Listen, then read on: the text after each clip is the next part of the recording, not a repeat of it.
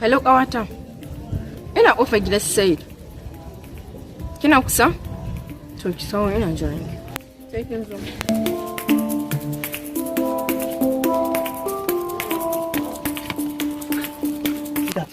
Ana ta miki zan zo ba? Kaman ya za ka zo ni na gaji da jiran ka kawai ina alƙawar. Kin gane su ta? Allah ki kara. Gaskiya ba zan iya jurewa ba.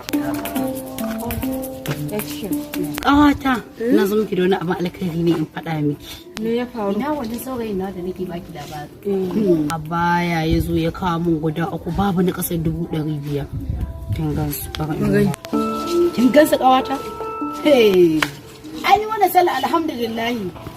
Ba wallahi kam. Aka bari in je dai ba. To, sai mu yi waya. Sai zan yi waya. Ni kin ƙara su.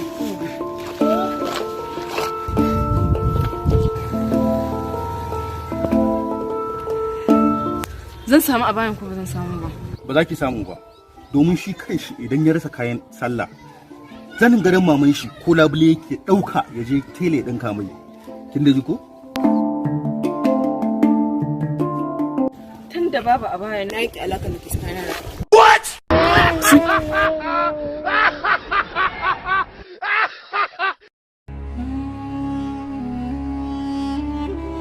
A'udhu billahi samiyul alim. Mina shaidanin rajim. Bismillahir rahmanir rahim.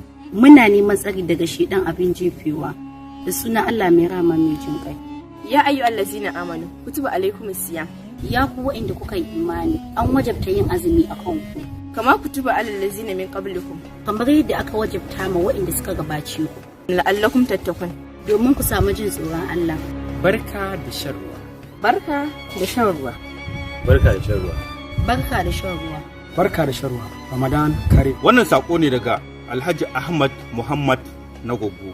Shema Petroleum Nigeria Limited tana mu kafatalin musulmin duniya barka da shan ruwa. Ƙarƙashin ɗaukan nauyin Balaraba Shema, Muhammad Sani Shema da kuma Salisu SS Shema. Barkanmu da shan ruwa.